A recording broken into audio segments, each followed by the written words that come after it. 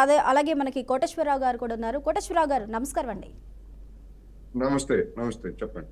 కోటేశ్వరరావు గారు, భారత స్వతంత్రమే మనం అహింసా మార్గంలో తెచ్చుకున్నాం. కానీ ఇప్పుడు సొంత దేశంలోనే స్వరాష్ట్ర తీవ్రవాదం అంటూ కూడా ఇక్కడ ఆరోపిస్తున్న పరిస్థితులు, అదేవిధంగా పదుల సంఖ్యలో మావోయిస్టుల పేరుతో చంపేస్తున్న పరిస్థితులు అయితే మనకి కనిపిస్తున్నాయి. దీనికి ఆపరేషన్ కగార్ అని పేరు పెట్టుకున్నారు. అయితే ఇది మునుముందు ఇంకా ఎంత తీవ్ర స్థాయికి వెళ్తుంది అనేది అంచనాలు కూడా అందటం లేదు. ఎందుకంటే ప్రభుత్వం తరపు నుంచి చేసే పనులు ప్రభుత్వం చేస్తూ ఉంది. దానికి ధీటుగానే నక్సల్స్ మందుపాత్రలు పెట్టడం కానీ, లేకపోతే వేరే విధంగా వారి యాక్టివిటీస్ని వాళ్ళు ప్రజెంట్ చేయడం కానీ జరుగుతుంది. అంటే ఇక్కడ పోటాపోటీగా నువ్వెంత అంటే నువ్వెంత అనే పరిస్థితులు అయితే ఇక్కడ మనకి స్పష్టంగా కనిపిస్తున్నాయి. ఇప్పటికే 82 మంది, కేవలం 40 రోజులు 80 మంది చనిపోయారంటే పైచిలకు. మరి అహింసా మార్గంలో తీసుకొచ్చుకున్న స్వతంత్రానికి అర్థం ఏంటి? ఇప్పుడు మీరు స్వాతంత్రం గురించి, అహింసా మార్గం గురించి చెప్పారు కనుక, ఆ స్వాతంత్రోద్యమంలో బ్రిటిష్ వాళ్ళ కాళ్ళకు మొక్కి వాళ్ళకి ప్రేమ లేఖలు రాసి మన దేశానికి ద్రోహం చేసినటువంటి వాళ్ళ వారసులు ఇవాళ వివిధ రాష్ట్రాల్లో కేంద్ర ప్రభుత్వంలో తిష్ట వేసి ఉన్నారనేటువంటిది ముందుగా మనం గమనించాలి. దేశానికి ద్రోహం చేసినటువంటి వాళ్ళు ఇవాళ దేశభక్తి గురించి లేదా ఇతరుల మీద నిందలు మోపడం లేదా ఇటువంటివన్నీ కూడా వాళ్ళకు ఫ్యాషన్ గా మారింది. అంటే చరిత్రను వక్రీకరించడానికి చేస్తున్నారు. అటువంటి వాళ్ళని మనం ఒక కంట జనం కూడా కనిపెట్టాలి. అటువంటి వాళ్ళు ఎవరైనటువంటిది అందరికీ తెలిసిందే. ఇప్పుడు మన రామరెడ్డి గారు చైనా భక్తులని అన్నారు. సరే, గబ్బూర్ గారు నన్ను ఉద్దేశించి అన్నారు. ఆయన ఉద్దేశించి అన్నారా లేకపోతే ఎవరిని ఉద్దేశించి అన్నారా అనేటువంటిది చూసేటువంటి వీక్షకులందరికీ తెలుసు. ఈ దేశంలో చైనా భక్తులలో మొదటి స్థానం ఎవరిదంటే నరేంద్ర మోడీ అనేది నా అభిప్రాయం.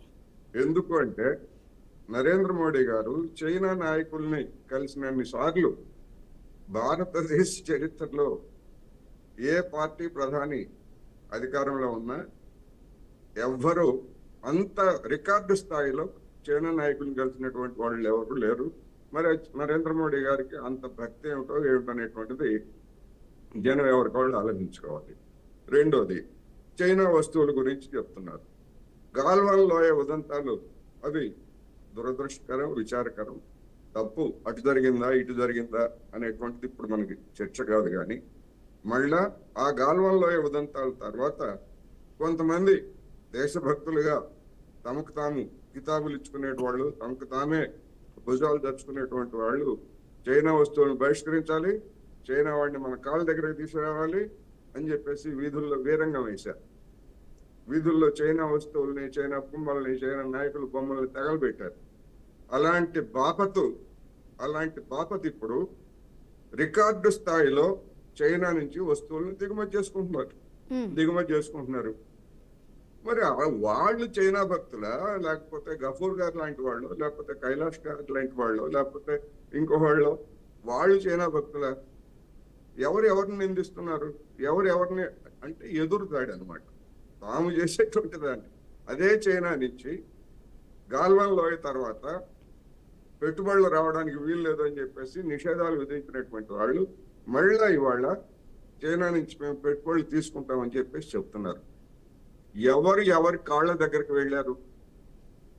ఎవరు చైనా భక్తులు అనేది సరే వీక్షకులు నిర్ణయించుకుంటారు. ఇక నక్సల్స్ విషయానికి వస్తే గఫూర్ గారు చెప్పినట్టుగా సహజ సంపదలు, అవి రేవులు కావచ్చు, లేదా అటవీ సంపదలు కావచ్చు, లేదా ఖనిజ సంపదలు కావచ్చు, వీటన్నింటినీ కార్పొరేట్లు కొట్టేయడానికి చూస్తున్నారు.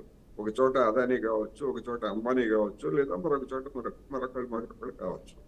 వాళ్ళందరికీ ఆయా ప్రాంతాల్లో ఎలాంటి ప్రతిఘటన లేదా ప్రజా ఉద్యమాలు లేకుండా చూసేందుకే ఈ విధమైనటువంటి ఒక్కొక్క ప్రాంతంలో ఒక్కొక్క విధమైనటువంటి అణిచివేత, గిరిజనులు కావచ్చు, గిరిజనేతరులు కావచ్చు, లేదా వాళ్ళ తరఫున పనిచేసేటువంటి సంస్థలు కావచ్చు, వాళ్ళందరూ అణిచివేత సాగుతూ ఉంటాయి.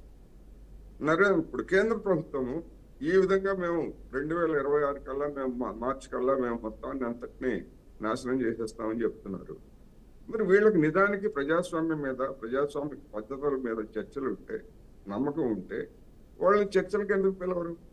ఈ దేశంలో ఈశాన్య ప్రాంతాల్లో అనేక మంది ఉగ్రవాదులుగా ఉన్నటువంటి వాళ్ళు వివిధ రకాల ఉగ్రవాద సంస్థల పేరుతో ఉన్నారు.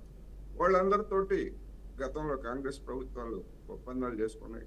ఆ ఒప్పందాలు మరి ఈ బీజేపీ పాలకులు కూడా వాటినన్నింటినీ కూడా గౌరవించి చేస్తున్నారు, చర్చలు జరుపుతున్నారు కదా. ఎందుకని నక్సలైట్స్ తోటి చర్చలకు మా వైపు నుంచి మేము ఆహ్వానం పలుకుతున్నాం అనేటువంటి ఒక్క మాట కేంద్ర ప్రభుత్వం నుంచి ఎందుకు రాలేదు? ఓకే కోటేశ్వరరావు